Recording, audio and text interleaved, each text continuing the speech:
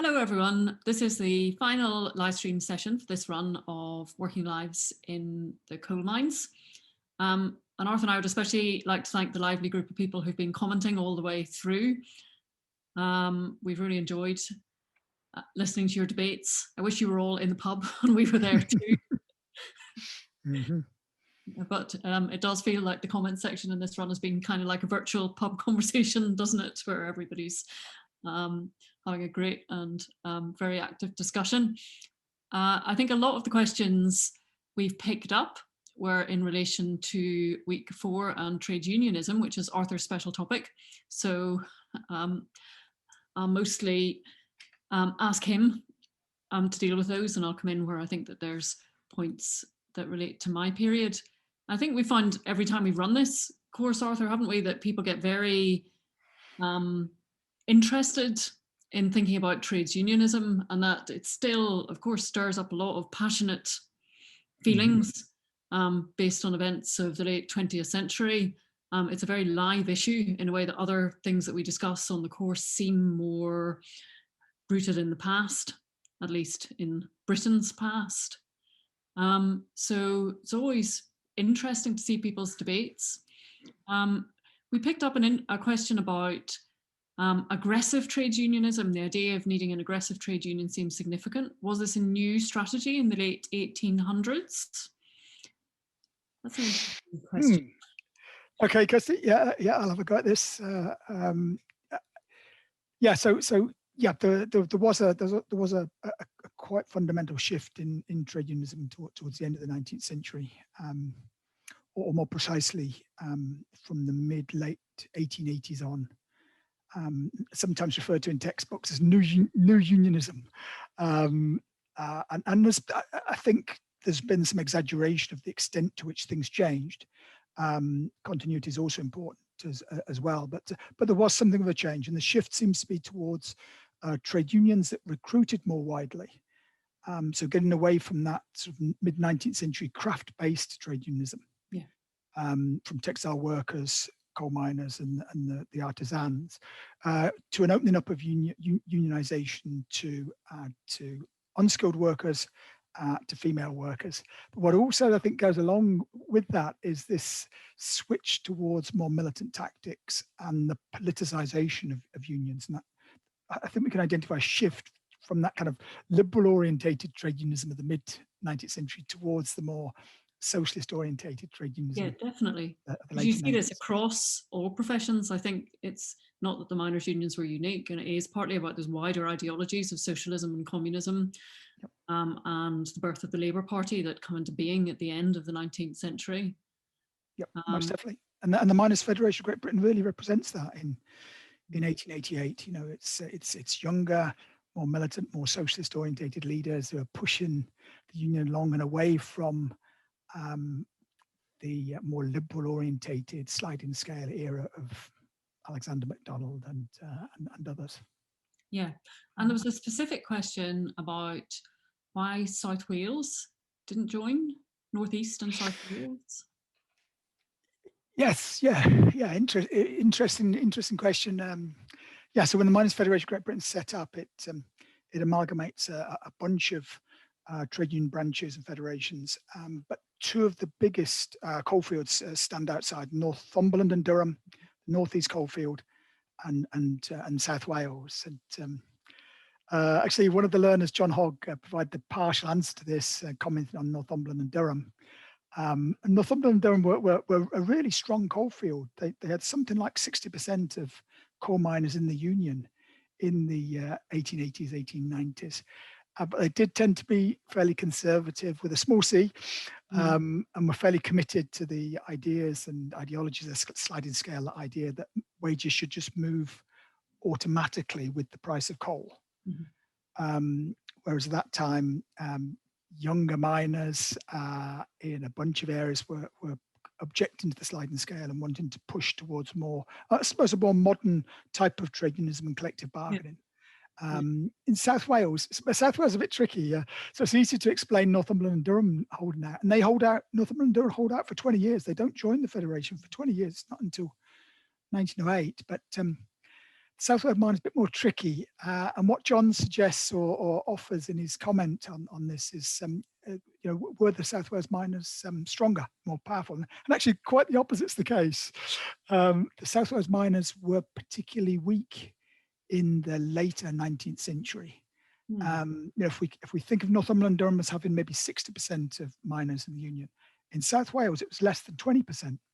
Right. So it was really low levels, and so I think actually it's partly to do with the fragmentation of the unions in Wales, their weakness, but also the influence of Mabon, the miners' leader in South Wales, who, a little bit like Alexander MacDonald, was one of the old school Liberal leaders, and I think that helps to hold the young upstarts in South Wales back and to maintain this more conservative presence in amongst the South Wales unions until I think they last out for about a decade, when the younger guys in South Wales formed the South Wales Miners Federation in 1898. They then affiliate to the Miners Federation of Great Britain.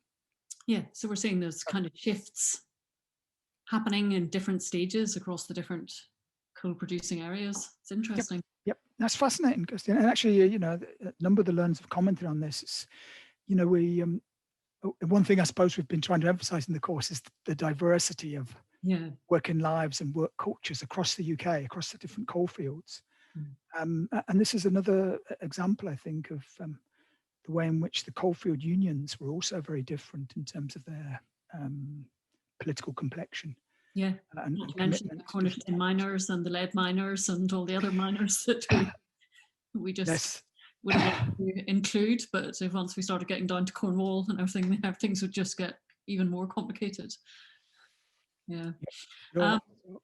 This is a union question as well, because it's about the Freemasonry, and somebody interested in links between Freemasonry and the unions, which I must say, in relation to mining, I don't know a great deal about.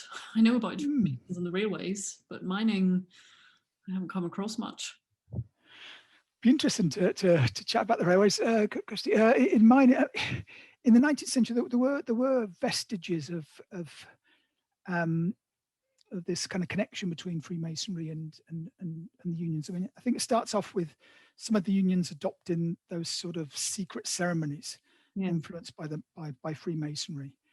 But in the mid 19th century, the 1860s, there was a bit of a movement to create Freemason branches amongst miners themselves. There's an organisation called the Free Colliers, which again I think our friend John Hogg, a Scottish miner himself, late 70s through the 80s, reflects on this in that conversation. The Free Colliers were trade unionists who were also Freemasons in the 1860s, and there's got a close connection there. But that isn't really typical of mining districts, I must say. I haven't heard of it down in England and Wales, and it peters out in Scotland in the 1870s, 80s. The historian who really writes a lot about this, if any learners are interested, is Alan Campbell, in that wonderful first book called The Lanarkshire Miners. Well worth looking at. But I suppose it draws us into thinking about sectarianism and those divisions between Protestant and Catholic communities in the coalfields, and that is a factor in Scotland. Certainly, the factor in Lanarkshire, in some of the coal mining villages like Larkhall and Colburn and the like, and that Catholic Protestant conflict, the opposition of the indigenous Protestant mining community to Irish Catholics, that does linger on into the later 19th century. And definitely. Rob Duncan refers to that in his Scottish Mine Workers book. But I don't think it's a feature in the 20th century. It's pretty insignificant in the 20th century. But you were saying in railways, it's significant, Kirstie? Freemasonry, it was fairly significant, at the higher level, because in that course we talk about, I won't get into this because I think Ollie and I did talk about it in one of those videos. Okay. No worries. I was thinking clerks and the kind of higher levels of the railway, yes, but I think, if I'm just hallucinating, I talked about this somewhere else, but I think Ollie and I had a whole discussion in one of the videos about all of these orders that men belong to. You know, it's not just the Masons, it's all the ones we've now forgotten, like the Oddfellows and the Yep. Ancient Order of Foresters, and then all the temperance movements that have the same kind of rituals and Mm-hmm. paraphernalia and stages. So there's a whole culture of largely male ritualistic organizations that people belong to, some of which survived and flourished, and many of which just kind of disappeared. But it was very characteristic of the long 19th century. Mm-hmm. Trade unions, to some extent, replace some of those societies, and, like you say, borrow from them. Mm-hmm. Yeah. I And was there's a thinking, question I was thinking women about shipbuilding too, because they just about shipbuilding. Yeah, very, very well. yeah, That Freemasonry link is quite significant there. yes, definitely. Just down the road at the Fairfield shipyard, just over the way from the shipyard entrance was the Orange Lodge, and so very significant connections, I think, between shipbuilding workers and So. Freemasonry. Yeah. And I hear hints of maybe shipbuilding being included in a later MOOC, possibly, Kirstie. Maybe not. Fingers crossed. Once we can actually, Good stuff. once our team at Strathclyde have don't have to deal with online learning full time anymore, perhaps we can get back to filming. And certainly the Maritime Museum are very enthusiastic about this notion, so we'll see. Good stuff.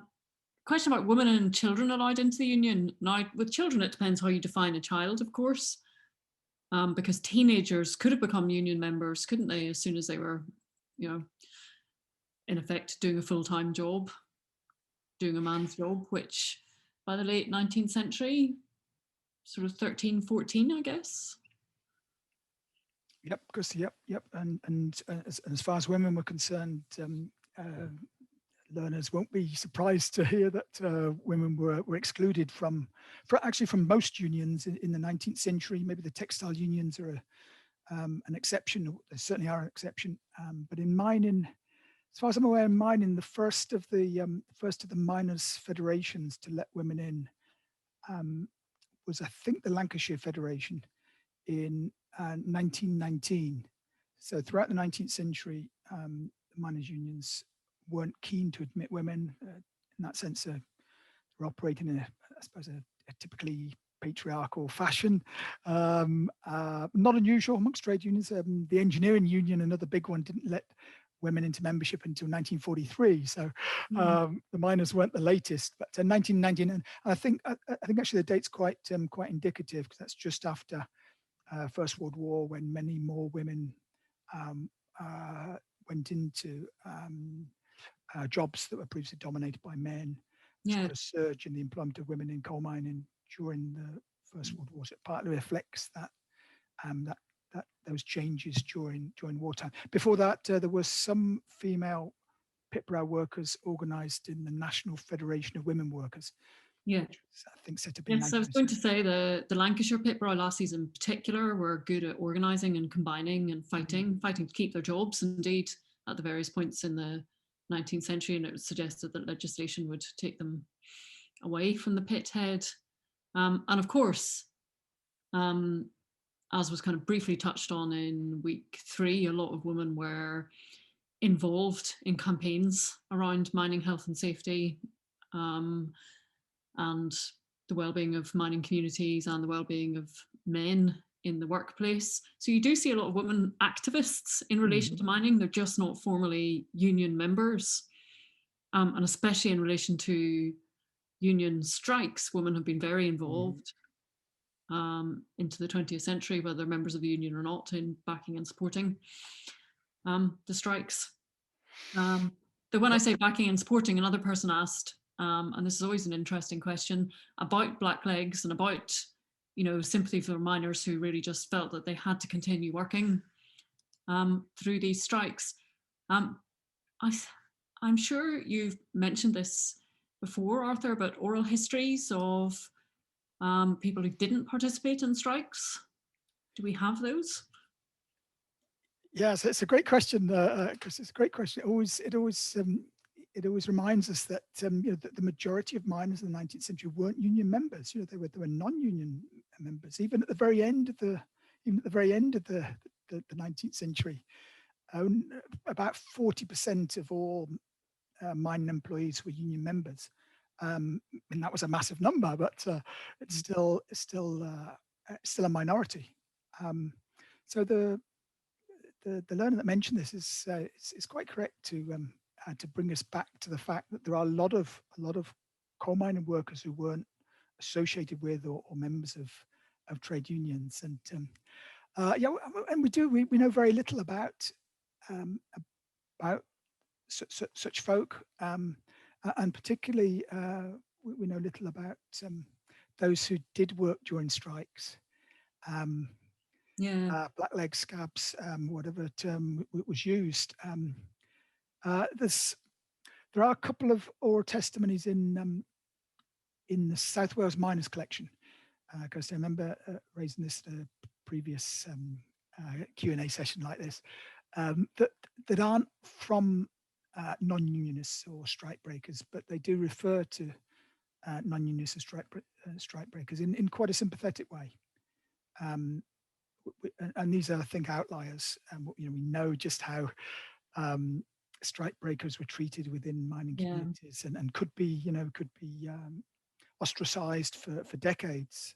I remember during the miners' strike in '84-5, of families still being ostracized after the 1926 strike, families of folk who worked during the 1926 strike and lockout. But we know very little about such folk, and it would be good to know more. I think if you go back further, though it doesn't relate to oral histories, I think you could probably find examples of mid-19th century biographies, and definitely fiction, because a lot of fiction is written from a perspective of opposing strikes and unions as well as supporting it. And the one that's coming to mind is David Wingate, because we included a poem from him earlier in the course, and he wrote in a religious magazine a long account of how, as a young man, he had to work because, it sounds like a very Victorian story, but his mother was at death's door and his younger siblings needed him, and there she was on her deathbed, and he was being ostracized for not joining the union. And the strike, this would have been, I think, in the 60s, 70s, maybe even slightly earlier, like a kind of, not a nationwide organized strike, but a local strike. And he talks about how he had to run away to escape being beaten up, and how he nearly died because he was hiding in a disused bit of the mine. But whether this is an actual story, whether this is a fictionalized account, he published it in a conservative religious magazine, so it's not going to be about supporting strikes, because that would have been out of keeping. And at that point, he was now a fairly senior kind of foreman and mining engineer. So, but that's all I can think of, all that comes to mind in terms of an account by someone that was intended to raise sympathy for a strike breaker. Yep. PhD subject or PhD topic there, Kirstie, for somebody to focus on, perhaps. Yeah, that'd be a great PhD topic. Getting touch learners. Yeah. And then there was an interesting question about bosses in the mines. So people are described as bosses. Who does it include? This is a really good question, because it's the hierarchies in mining employment are very interesting. Are the managers the bosses? Is it the mine owners? I think this is interesting because it's such a difference from what we look at in the factories and mills course, actually, where you're looking at those mill owners who are so hands-on and who are actually walking, around the mill, paying attention to anything, and who may have risen up from within the ranks in some cases. And that's often true in railway labour. But then you get these people who own mines and the land that they're on, who have zero involvement in the working of those mines and no interest. So there's a different. So I mean, what do you think about that? Would you say that, if you say the bosses, do you mean the mine managers, or the actual? It's a great question, Kirstie, isn't it? It's a great question, and a fair critique or criticism of my use of the phrase, I think, in the brief introduction to that particular step.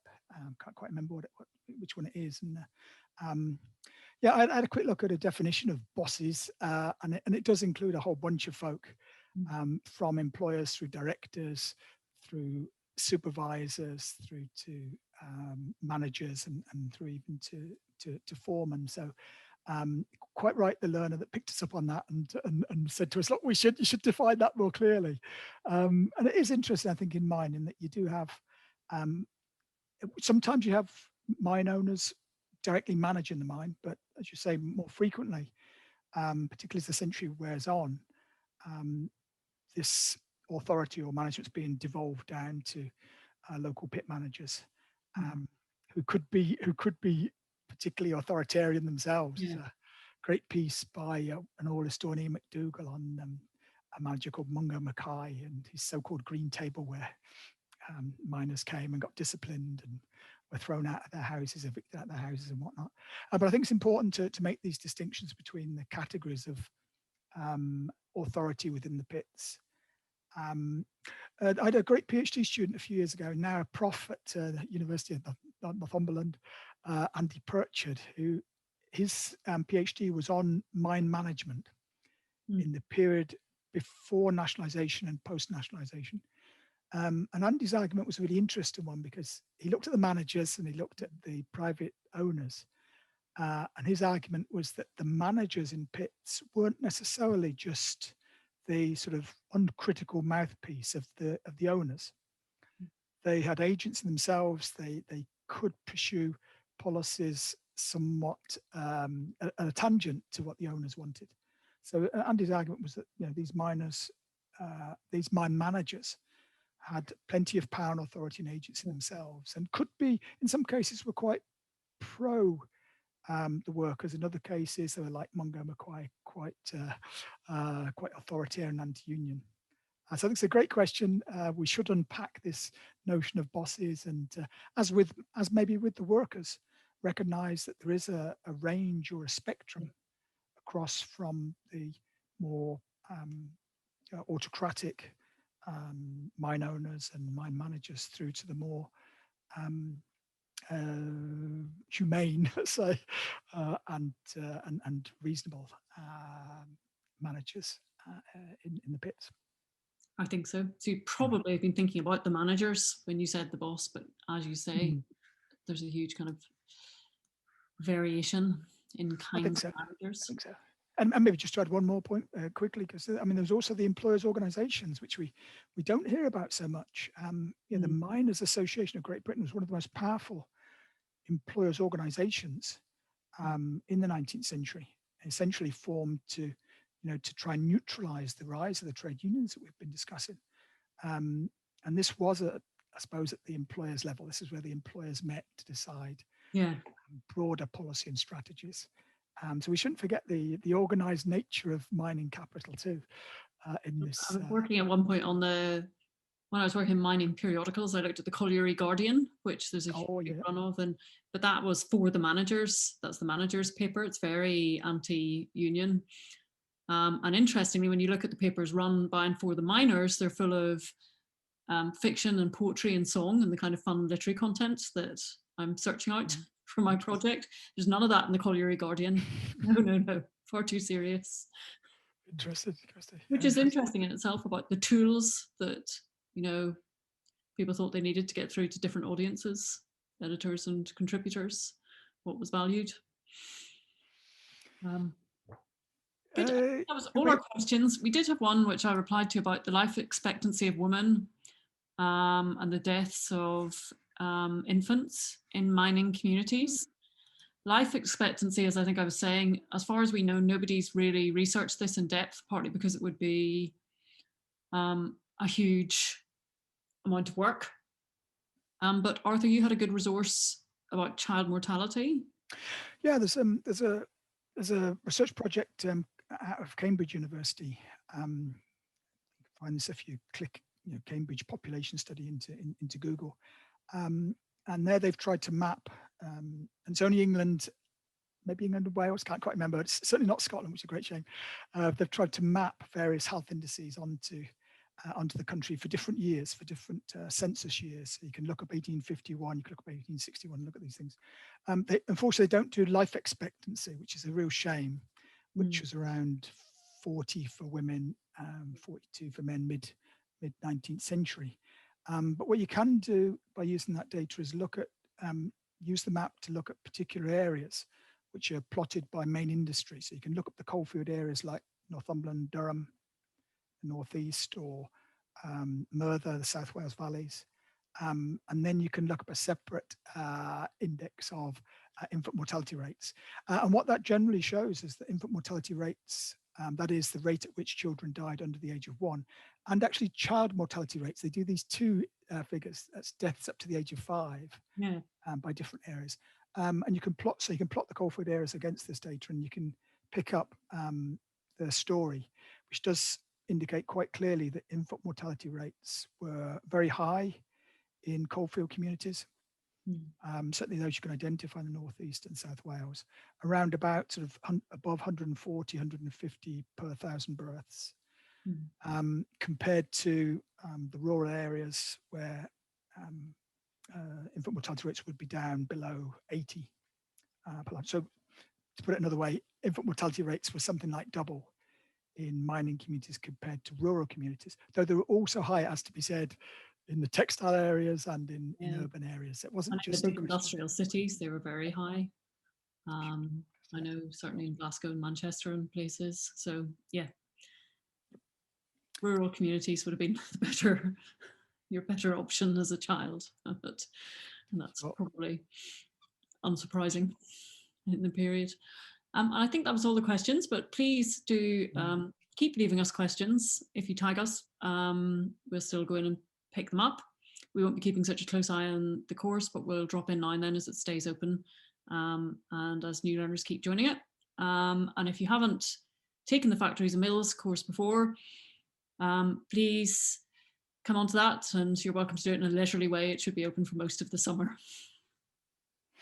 And thanks very much, Arthur, for answering all the comments before I got round to most of them. not at all, Chris, not at all. And thanks to all the learners for their comments and reflections and sharing stories all the way along, folks. It's been wonderful. As always, we've learned more from you than you have from us, I'm sure. So many thanks for that. Thank you. Cheers now. All the best. Cheers.